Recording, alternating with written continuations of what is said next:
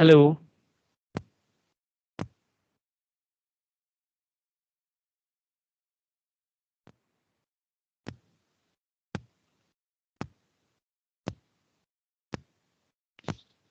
Guys, are the slides visible? Anyone? Yes, sir. Yes, Okay, sir. okay, okay, okay. So in the yesterday class, what we dealt about, we have dealt about the natural product, right? The phytochemicals which are actually used in the cancer chemotherapy, right? So we have discussed about two things. One was the etoposide and the second was the vinca alkaloids, right? So now we were on the vinca alkaloids. So basically I told that there are two important chemical constituents that are actually responsible for the anti-cancer activity, right? From the vinca alkaloids, right? The first one was the vincristin and the second one was the vinblastin, right? So if you look at the structure of this vincristin or the vinblastin or the vinca alkaloid, what we have, it's a indole alkaloid, right? So what we have two structures where there is a indole moiety. Let me open the pointer. So this is basically the indole molecule, right? And here we have a dihydroindole molecule, right? So both these indole molecules are joined together, right? And when this is the R position, which defines whether this is a vinblastin or this is a vincristin.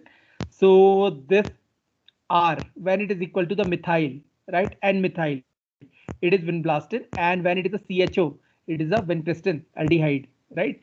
So this was the general thing which we have discussed, right? Then we have discussed about the mechanism of action, right? So I told you that basically about the tubulin, right? So basically this tubulin, right? These are the dimers alpha and the beta, right? If you go into the detail about the tubulin, so if you're reading in the detail, you will be learning that these dimer consist of an alpha subunit and the beta subunit. So these alpha and the beta subunit combine together to form the microtubule, right? And this microtubule do what? This microtubule provides the mechanical strength or the mechanical support to the dividing cell, right? Basically it is providing a mechanical support to the chromosomes, right, which are dividing in the cell. So basically this vinca alkaloid actually inhibit the polymerization capacity of these microtubules. Oh, sorry, the free tubulins, right? So basically these free tubulin will not be able to get polymerized, right, when the vinca will bind to them, right? So the mechanism of action of vinca alkaloid is to arrest dividing cell in the metaphase by binding tubulin and preventing its polymerization into the microtubules, right? So this is the mechanism. Okay, so today I'll be discussing about the cell cycle, right? So basically see, whether we talk about any anti-cancer molecule, right, all the anti-cancer molecule will do what? They will actually inhibit the cell growth, right? So some will be having some anti-proliferative activity and some will be actually killing the cell, basically cytotoxic, right? So this is the thing, 1 second now.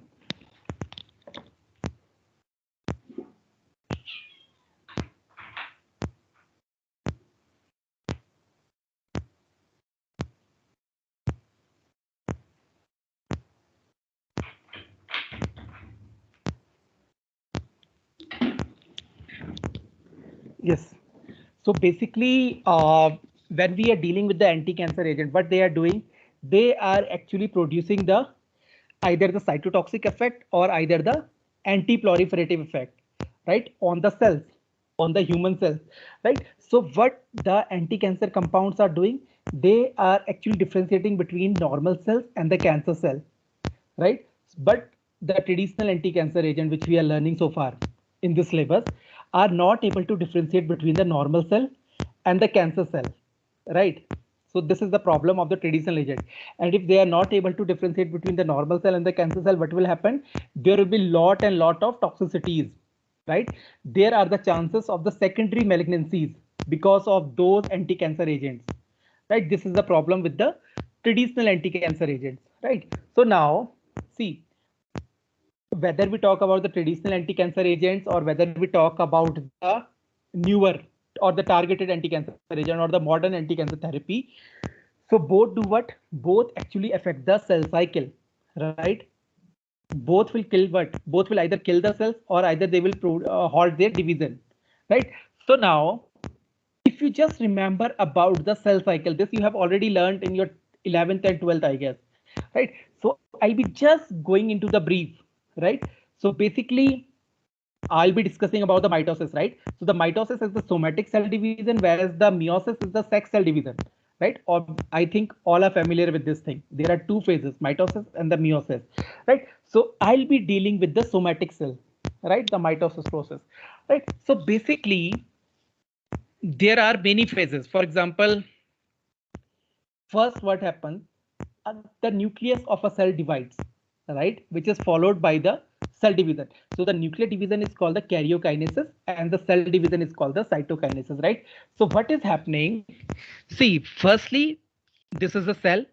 This is a cell and this cell is ready to divide, right? So basically the centrosomes, सबसे पहले क्या होगा? The first thing will be the disruption of this nuclear membrane will be there, right? So once the nuclear membrane will be basically degraded, right? So what will happen? These centrosome, right, will, by the assistance of that thing, the tubulin will do what? Will align these chromosomes, right? So now we know that when we are talking about the human have the 23 pairs of chromosomes, right?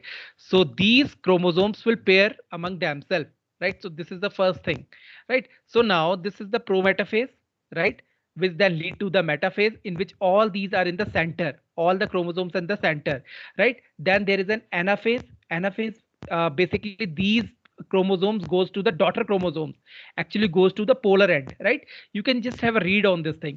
Then there is a nuclear division, right? So when there is a nuclear division, each nucleus contains 23 pairs, right? So this pair is called this process is called the karyokinesis. So basically the nucleus is dividing, right? So this is a very interactive session sign. So basically your cell cycle consists of 4 phases, right? The metaphase, this one, M, right? Then there is a G1 phase, then there is a synthetic phase, and there is G2 phase. So now what is happening, right? So basically this phase is concerned with the division of the nucleus, this one, right? This one, right? And here it is the cell division, cytokinesis, right? So what is happening? What is happening? See, firstly, what is happening? There is a gap phase in which a cell grows, right? And when the cell grows and it becomes ready to divide, it goes to the S phase. In the S phase, what is happening? See, G1 phase is also collecting all the ingredient required for the synthesis of the DNA. So what will be the ingredient? All the nitrogenous bases will be synthesized in the G1 phase, right? So in the S phase, after it has completed the G1 phase, it will go to the S phase, right? So in the S phase is basically a synthetic phase. It is the longest phase, right? So basically the DNA will be synthesized at this phase, right? So DNA will be synthesized. It will undergo the process of the replication, transcription. So everything will be happening here, and there will be the G2. So basically, you know that basically cancer is caused by what? Cancer is caused by mutation in some of the genes, right? Genes are located in DNA, right? So now this G2 phase is a halt phase. Again, there is a gap phase which actually check whether all the DNA has been synthesized perfectly or not, right? If there is some problem, this will, the cell cycle will be halted at the G2 phase, right? It will not go beyond this. And if the DNA is formed perfectly, all its nitrogenous bases are linked and everything is fine, so this G2 phase will then enter to the M phase, right? And M phase, all the chromosomes will be dividing, then followed by the karyokinesis, and it will lead to the cytokinesis, right? And even after the cytokinesis has been done, even after the cell has been formed, it is again checked at the G0 phase, right? Whether there is some deformity or not. And if there is some deformity, the intrinsic immune system or the intrinsic cell death mechanism get activated and it kills the cell, right? So there are various checkpoints also. Even if a cell is evading all these pathways, it will lead to the cancer, right? So this is a very simple mechanism. So many anti-cancer compounds show their effect by inhibiting any one of these phases or multiple phases, right? So for example, we have talked about the alkylating agents, right? So alkylating agents basically affect the G2 phases, right? For example, the taxane taxanes, the paclitaxel and the docetaxel or the vinca alkaloid which we have read, they basically affect the M phase, right? Then there are some hormonal agents which are not currently in your syllabus, but you have these antibiotics, dactinomycin or the doxorubicin. So basically this is affecting the cell cycle at the G1 phase, right? So the cancer cells are actually getting inhibited in this particular phase, right? So these antibiotics will be inhibiting the cancer cell growth at the G1 phase, right? Then there are the antimetabolites, right? The substrate, that the natural substrate. So basically which were actually mimicking the natural substrate. So they will do what? They will be inhibiting the cell cycle at the S phase, right? And then there is topoisomerase inhibitor, which actually works in the periphery of both the S phase and the G2 phase, right? So etoposide we have discussed about the bleomycin, right? So these are the mechanisms, or these are the drugs which actually act at the various phases of the cell cycle. So in the GPAT, the most common question is from the vinca alkaloids, right? So basically the question is sometimes it is there, like for example, vinca alkaloid affect the cell cycle in which phase, or there might be the question vincristin or the vinblastine affect the cell cycle at which phase. So basically for the vinca alkaloid only, it is the M phase, right? You have to remember this thing. They will disrupt the spindle formation by binding to the tubulin monomers, alpha beta monomers, right? So this is the mechanism of the vinca alkaloid. So this is the important question which actually comes in the GPAT exam from the alkaloids in anti-cancer, right? So this is one of the important questions, right? So now today, what we have two miscellaneous drugs. So now we will be discussing about the cisplatin, right? These are the miscellaneous agent, right? They do not belong to any particular categories, right? So now this is basically a coordination compound, right?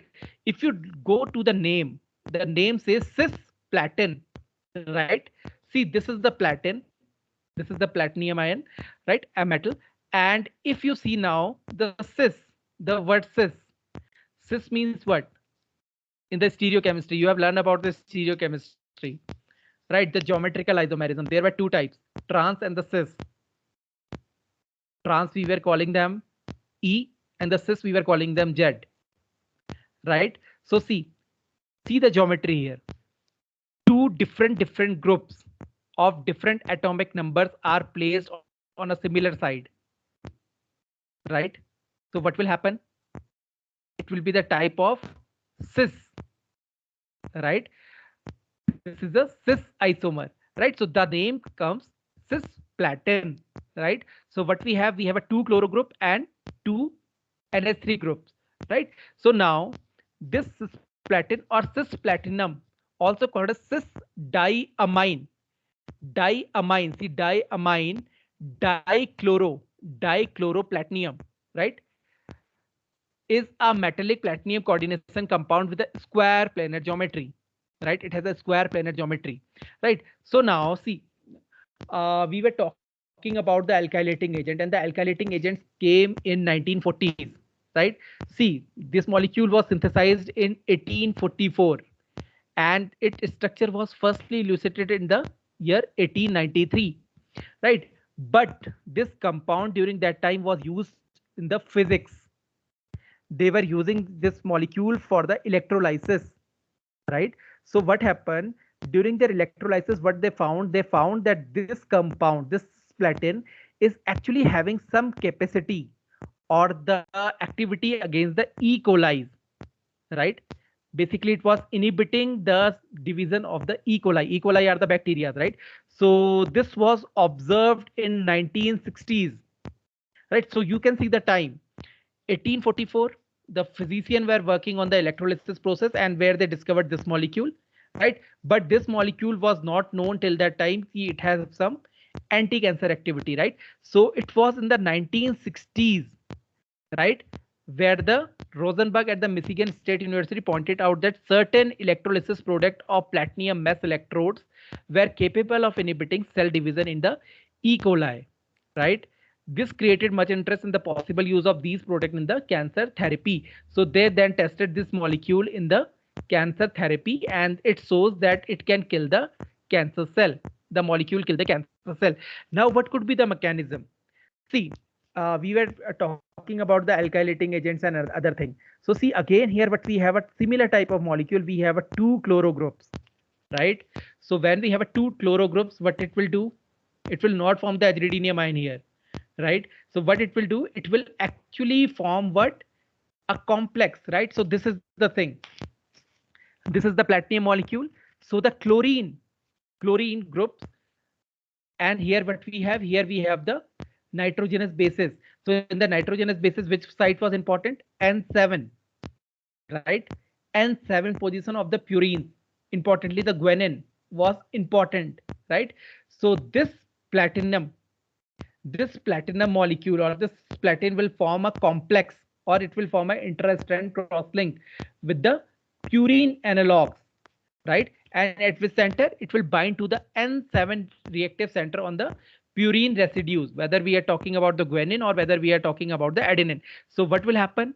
It will form an intra-strand cross-link, right? It will form an intra-strand crosslink, and when their intra-strand crosslink will be formed, this DNA will not be able to unwrap, right? And when it will not be able to get unwrapped, it will not form the mRNA and not be able to go the process of the translation, that is the protein synthesis, and hence the cell will get eventually die, right? So this is the basic mechanism how the platinum molecules work. Right. So one more interesting fact about the cisplatin. Cisplatin was the first FDA approved platinum compound for the cancer treatment in 1978. So this drug got approval in the 1978. But the problem again, this is an traditional anti-cancer agent and it have a large number of toxicities, right? It actually do not differentiate between a normal cell and the cancer cell, right? So this is the major problem, and hence it is not that much used in the cancer regimen nowadays, right? Because of the availability of the targeted agents or the targeted anti-cancer agents, right? So this is the thing. The second drug which is in your syllabus is the mitotane, right? So this is the structure of the mitotane. So what we have in the mitotane, we have the two phenyl groups, and again see the common thing, the chloro, right? The chlorine group, right? Although the mechanism of this drug is unclear, still unclear, how this drug actually act, and this drug is actually reserved for the treatment of the kidney cancer, right? The cancer of the adrenal cortex or the kidneys, right? So basically this is only used for that purpose, right? So what is the chemical class? See, we have two phenyls and we have a carbon here. So basically it is a methane, right? So the molecule is the diphenyl methane. Here it is a methane, right? So C is here, 2-phenyl. So these are the compound containing a diphenyl methane moiety, which consists of a methane, right? Which consists of a methane wherein two hydrogen atoms are replaced by the two phenyl rings. Two hydrogens are replaced by the two phenyl rings. One hydrogen is still there, and one hydrogen is replaced by this dichloro group, right? So this is the structure of the mitotane, right? So now it is used in the treatment of inoperable, means firstly the kidneys cancer are treated by the operations, right? Surgery, right? But if they are not being treated by the cancer, surgery, this molecule is used for the treatment of the adrenal cortical carcinoma, basically the kidney of, the cancer of kidney, right? So this is one of only a single drug which has been used if the kidney cancer is non-operative, or it cannot be, and surgery cannot be done at that particular site, right? So this drug is actually used, right? So its biochemical mechanism of action is not known, right? Although the data are available to suggest that the drug modifies the peripheral metabolism of steroids. So basically this drug is concerned with the modification of the steroid metabolism, right? So you know that the steroids are also the high energy molecules, for example the cholesterol and other molecule, other thing, right? So they also have a power to induce the cancer, right? So basically this drug is known, means the exact mechanism is not known, but some mechanisms direct that this molecule actually affects the peripheral metabolism of the steroids, right? In the kidney, basically adrenal cortex, right? So this is all about the first unit. And here we have completed this long first unit, which was, I do not know why the PCI have formulated that unit, because it was basically different unit. Basically, we were not actually learning about the cancer also. We have learned about the H1 inhibitor, we have learned about the S2 inhibitor, then there were the proton pump inhibitor, then came the antineoplastic. So it was a mixed type of chapter, right? So that was a mixed type of chapter. So we have just finished the first unit, right? So now I'll be putting these all the notes and the recordings to the Moodle today, right? So if you have any doubts or the problems in the previous sections, like the H1 or S2 antagonist, or what we have dealt with the proton pump inhibitor. So you may ask the questions, any questions or doubts. And then one day we'll be doing what could be the questions, how the questions can be asked from this section, from this unit 1, right? So if anyone is having some doubts, they can ask. And do not worry about the structures, right? So the structures like of natural antibiotics, like this of mitotain and other thing will not be asked. Even these, the miscellaneous categories of drugs, are not being asked in any of the examination. But you should know that the this thing, what is called that cisplatin. Cisplatin, two questions can be asked. Why the cisplatin is called the cisplatin, right? Cis. What do you understand by the cis? CIS. So basically, you have to talk about the geometry in that thing. And the second question can be asked, which was the first anti-cancer molecule derived from the metal, right? So the cisplatin is an answer to that, right? So this is all about the cisplatin or the miscellaneous category, right? So if anyone have any questions now, they can ask. Now we have just completed the first unit, so you may ask any question now from the unit 1.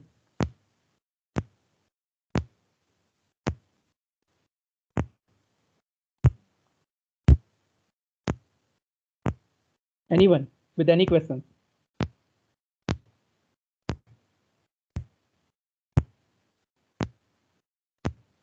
So what I'll do, I'll be uploading these stuff to the Moodle, and tomorrow what you can do, tomorrow you can just go through the notes of unit 1, right? Unit 1. And if you have any doubts or queries, you can just ping me, or you can just text me, or you can do anything, right? So you can just we can have a discussion on that thing. And then on Monday, we'll be doing an assignment, right? That will be a non-evaluatory assignment, and that will give you an idea which type of questions are particularly asked in the this thing, the medicinal chemistry, right? So the medicinal chemistry unit 1 will be discussing on the Monday, right? Then we'll be starting from the next class, the unit 2, right? So before that, just clear all doubts, right?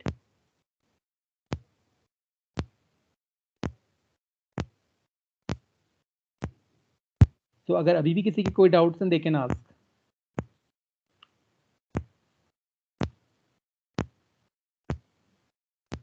कोई ऐसा है जिसकी कुछ भी समझ में नहीं आया? Means what they are doing in the medicinal chemistry.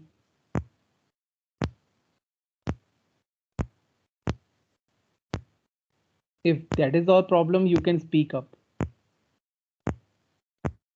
We can revise this unit 1 again if there is some problem.